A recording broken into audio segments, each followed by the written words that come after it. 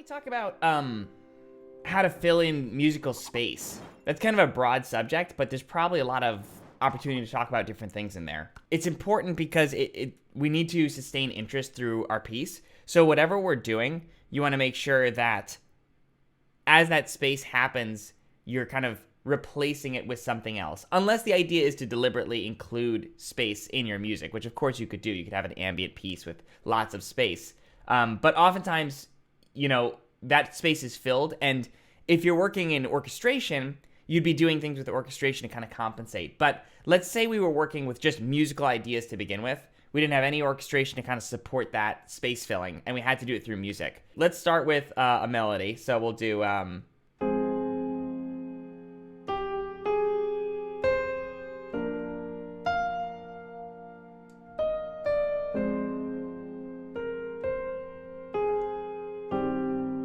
That's good. Okay, so we're going to work with that. The first way, which is probably the most straightforward, is just adding a little bit of movement to the harmony underneath. So that would be us just taking our chords and kind of rocking them back and forth in some ways. So our chords are just playing, holding out right now. So let's rock them back and forth. So we'll do...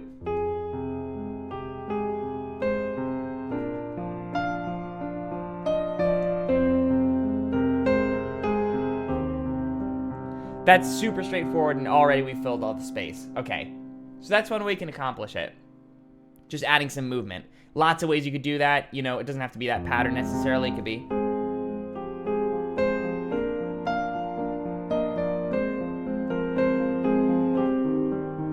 If you want to add even more kind of movement and rhythm, you could work with triplets.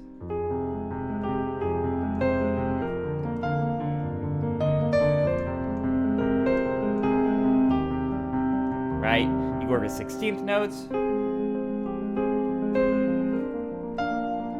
etc. And of course, you keep that going. So that's one way to do it. But let's say that we wanted to fill the space in other ways. So other than movement, we could also use extra harmonic motion, and we call that harmonic rhythm. So harmonic rhythm is the rate at which the rhythm changes of the harmony. So it's the rate at which the harmony changes. So right now, our harmonic rhythm is pretty slow. In other words, the chords change every measure. So 1, 2, 3, 4, 1, 2, 3, 4, 1, 2. So the rate of change is slow. Even if we're doing this, the harmonic rhythm is the same. In other words, the harmony's not changing more than a measure. So what we could do is add in some more movement in the harmony itself. So this is where we use borrowed chords. This is where we use secondary dominance. So we could do something like secondary dominance. So I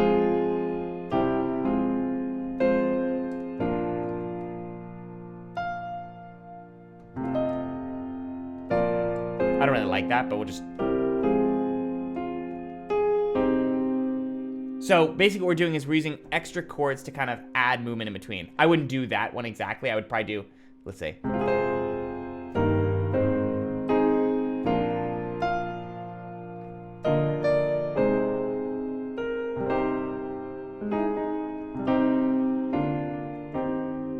So I'm kind of looking for opportunities to kind of move in certain motions. Sometimes it's contrary motion to the melody, so...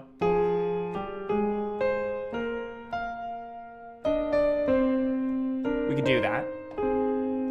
So...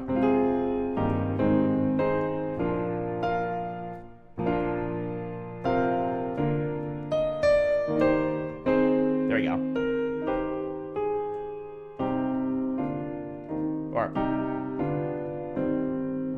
So now you're adding extra motion. It almost creates the sense of counterpoint too if you're doing it quite that quickly. And I'm matching the rhythm of the whole melody. I don't have to do that. I could do...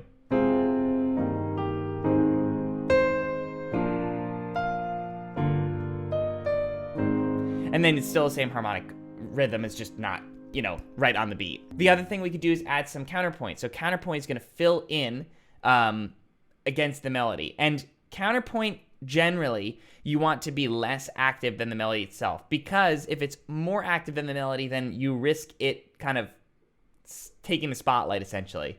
So what I like to do is I like to look for kind of scalar movement that I can do through my counterpoint and then kind of ornament it as I go. So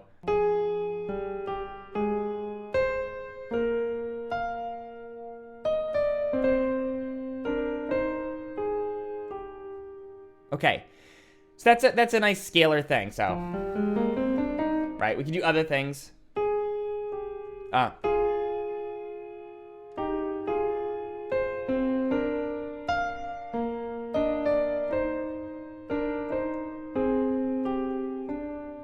mean, I personally like that one a little better. It has more interest, I think.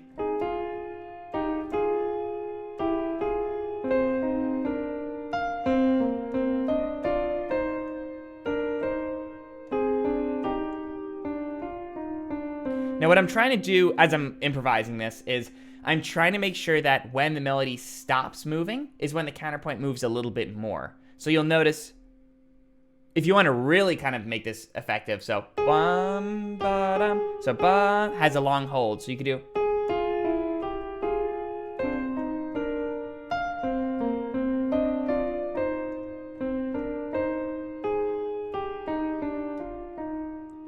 Pretty moving, you know, the counterpoint has a lot of movement to it, but at the same time it is kind of filling in that space. So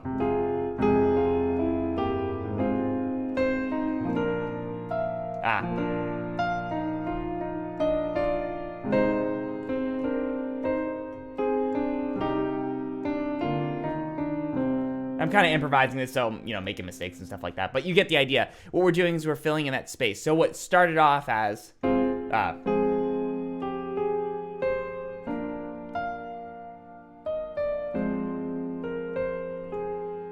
now has that.